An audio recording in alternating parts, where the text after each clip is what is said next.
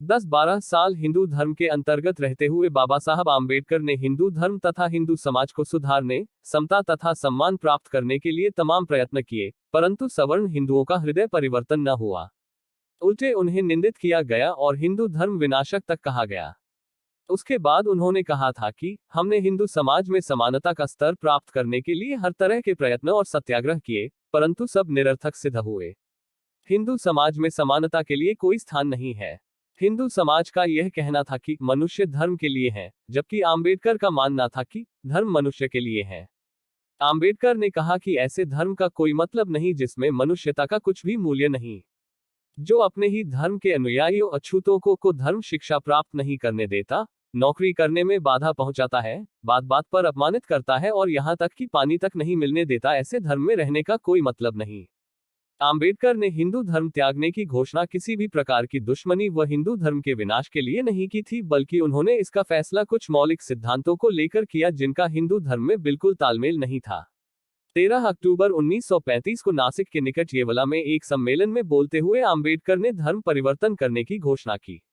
हालांकि मैं एक अछूत हिंदू के रूप में पैदा हुआ हूं, लेकिन मैं एक हिंदू के रूप में हरगिज नहीं मरूंगा। उन्होंने अपने अनुयायियों से भी हिंदू धर्म छोड़ कोई और धर्म अपनाने का आह्वान किया। उन्होंने अपनी इस बात को भारत भर में कई सार्वजनिक सभाओं में भी दोहराया।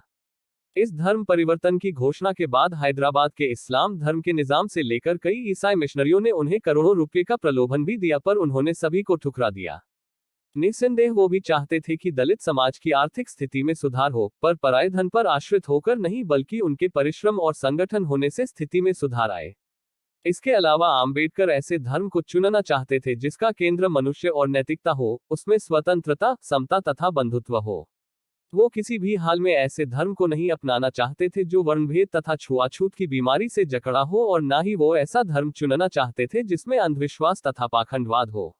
21 मार्च 1936 के हरिजन में गांधी ने लिखा कि जब से डॉक्टर आम्बेडकर ने धर्म परिवर्तन की धमकी का बंगोला हिंदू समाज में फेंका है, उन्हें अपने निश्चय से डिगाने की हरचंद कोशिशें की जा रही हैं।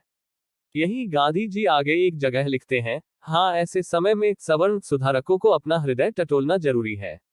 उसे सोचना चाहिए कि कहीं मेरे या मेरे पड़ोसियों के व्यवहार से दुखी होकर तो ऐसा नहीं किया जा रहा है।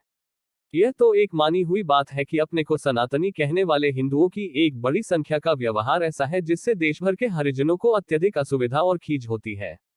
आश्चर्य यही है कि इतने ही हिंदुओं ने हिंदू धर्म क्यों छोड़ा, और दूसरों ने भी क्यों नहीं छोड़ दिया। यह तो उनकी प्रशंसनीय वफादारी या हिंदू धर्म की श्रेष्ठता ही है, जो उसी धर्म के नाम पर इतनी निर्दयता होते हुए भी लाखों हरिजन उसमें बने हुए हैं। आम्बेडकर ने धर्म परिवर्तन की घोषणा करने के बाद 21 वर्ष तक के समय के बीच उन्होंने विश्व के सभी प्रमुख धर्मों का गहन अध्ययन किया। उनके द्वारा इतना लंबा समय लेने का मुख्य कारण यह भी था कि वो चाहते थे कि जिस समय वो धर्म परिवर्तन करें, उनके साथ ज्यादा से ज्यादा उनके अनुयायी धर्मांतरण करें। आम्बेडकर बौद्ध धर्म को पसंद करते थे क्योंकि उसमें 3 सिद्धांतों का समन्वित रूप मिलता है जो किसी अन्य धर्म में नहीं मिलता। बौद्ध धर्म प्रज्ञा, अंधविश्वास तथा अति प्रकृतिवाद के स्थान पर बुद्धि का प्रयोग करुणा, प्रेम और समता समानता की शिक्षा देता है। उनका कहना था कि मनुष्य इन्हीं बातों को शुभ तथा आनंदित जीवन के लिए चाहता है। देवता और आत्मा समाज को नहीं बचा सकते। आम्बेडकर के अनुसार सच्चा धर्म वो ही है जिसका केंद्र मनुष्य तथा नैतिकता हो, विज्ञान अथवा बौद्धिक तत्व पर आधारित हो, न कि धर्म का केंद्र ईश्वर, आत्मा की मुक्ति और मोक्ष। साथ ही उनका कहना था धर्म का कार्य विश्व का पुनर्निर्माण करना होना चाहिए, न कि उसकी उत्पत्ति और अंत की व्याख्या करना। वह जनतांत्रिक समाज व्यवस्था के पक्षधर थे, क्योंकि उनका मानना था ऐसी स्थिति में धर्म मानव जीवन का मार्गदर्शक बन सकता है। ये सब बातें उन्हें एकमात्र बौद्ध धर्म में मिली।